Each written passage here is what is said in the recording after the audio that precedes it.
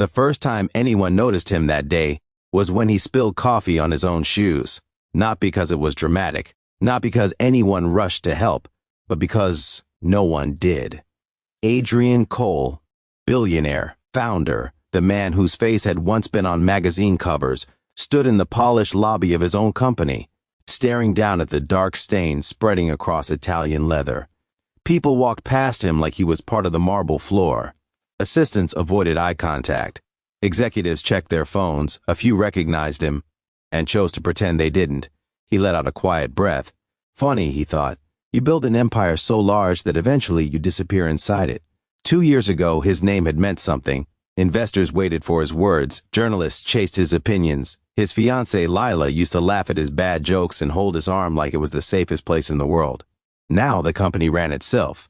Or rather, it ran without him. And Lila? She had left the moment the headline stopped flattering him. "You've changed," she had said, standing by the door with her suitcase. "No," Adrian replied softly. "I just stopped pretending." She didn't stay long enough to understand. A soft voice pulled him back to the present. "Sir, you're going to stain the floor too." He looked up. A woman in a simple uniform stood a few feet away, holding a mop. Her expression wasn't pitying. It wasn't impressed. It was practical. "You might want to step aside," she added gently. Adrian blinked, then gave a small, almost amused smile. "Of course." He moved. She knelt and began cleaning, not just the floor, but his shoes too, without asking. "You don't have to," he started. "It's easier this way," she said, "and faster." He watched her work with quiet precision. No rush, no irritation, just focus. "What's your name?" he asked. "Maria." "Thank you, Maria." She nodded, stood, and gave him a quick, polite smile before moving on. And just like that, she was gone. But something about that moment stayed with him. Over the next few days, Adrian started noticing things he had ignored before. Not the boardroom politics, not the quarterly reports. People, the security guard who worked double shifts, the receptionist who practiced English during lunch breaks, the janitor who hummed old songs while cleaning empty offices late at night. And Maria, she was always there in the background. Never loud, never intrusive, but somehow present. Unlike everyone else, she didn't change her behavior around him. She didn't suddenly become overly respectful. She didn't ignore him either. She treated him normally. It was unsettling and strangely comforting. One evening, long after most employees had left, Adrian sat alone in his office, staring at a presentation he had no energy to finish. The glass walls reflected his tired face back at him. He used to love this place. Now, it felt like a museum of a life he no longer recognized. A soft knock interrupted his thoughts. He turned.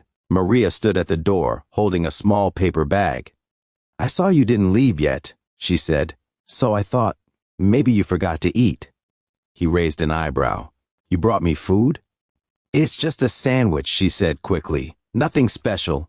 Adrian hesitated, then nodded. "Thank you." She placed the bag on his desk and turned to leave. "Maria," he called. She paused. "Why?" he asked. She frowned slightly. "Why what?" "Why are you being kind to me?" She looked at him for a moment, as if the question itself didn't make sense. "Because you look like someone who needs it," she said simply. No admiration, no expectation, just truth. That night, Adrian didn't open his laptop again. Instead, he sat there, eating a simple sandwich that tasted better than any expensive meal he'd had in months. Days turned into weeks. Adrian began changing, quietly, subtly. He started arriving earlier, leaving later, not to escape but to observe, to understand. He listened more. He spoke less. And somehow, for the first time in years, he felt grounded. Maria became a constant in his routine. They didn't talk much, but when they did, it was real. No business jargon, no strategic agendas, just conversations. "Do you ever get tired?" he asked her once. She smiled. "Of course." "Then why keep going?" She shrugged. "Because stopping won't make life easier." He leaned back, considering that. "You make it sound simple." "It is simple," she said. "It's just not easy." One rainy afternoon, everything changed. Adrian walked into the lobby to find Maria sitting on a bench, her face pale. He stopped. "Maria?" She looked up quickly, trying to compose herself.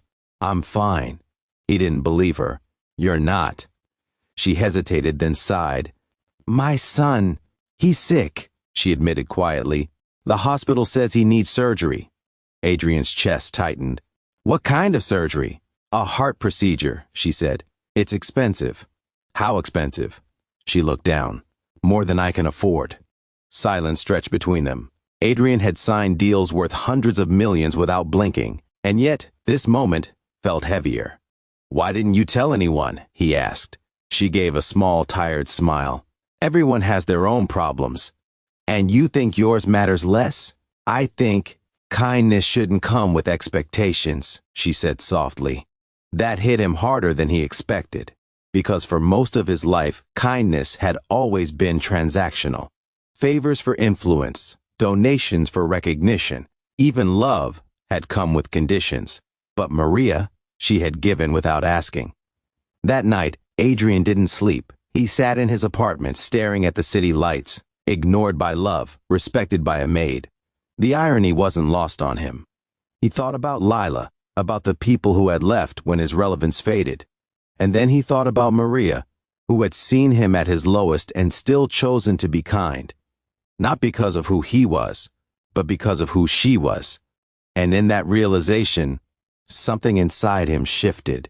The next morning, Adrian walked into the hospital. Maria stood by her son's bed, her face a mixture of hope and fear. She turned when she heard him. "Sir, what are you doing here?" "I came to meet someone important," he said, glancing at the boy. Maria's eyes softened.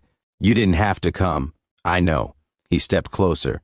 "I spoke to the doctors," he said quietly. "The surgery is scheduled." She froze. "What?" "It's taken care of." Her eyes widened. No, I can't accept." "You already did," he interrupted gently, "when you brought me that sandwich." Tears filled her eyes. "That was nothing," she whispered. "It wasn't nothing to me," he said. "It reminded me what it means to be human." Maria covered her mouth, overwhelmed. "I don't know how to thank you," she said. Adrian smiled faintly. "You already have." The surgery was successful. Maria's son recovered. And for the first time in a long time, Adrian felt something he couldn't buy, negotiate, or build: peace. Months later, the company began changing too, not in dramatic headlines or flashy announcements, but in small, meaningful ways. Employee benefits improved, wages became fairer, working hours more humane. Adrian started spending time with people, not as a boss but as a listener. And slowly, the building that once felt cold became warmer, more alive. One evening, Adrian stood in the same lobby where he had once been invisible. This time, people greeted him, not out of obligation, but out of respect. Real respect. Maria walked past carrying her usual cleaning supplies. He smiled. "Still saving the day?" he teased. She laughed softly. "Someone has to." He paused. "You saved mine," he said. She shook her head. "No, you just needed someone to remind you who you were." Adrian looked around, at the people, at the life he had almost lost, and he realized something simple, yet powerful. Success had given him everything. But kindness had given him meaning, because in the end, it wasn't love that defined him, not the kind that fades when the spotlight dims. It was the quiet, selfless humanity of a stranger who chose to care when no one else did. And that changed everything. Sometimes the people who matter most are the ones the world overlooks. Sometimes the smallest act of kindness carries the greatest power. And sometimes being ignored by love is exactly what leads you to discover something far more real: respect, humanity, and a second chance at becoming who you were always meant to be.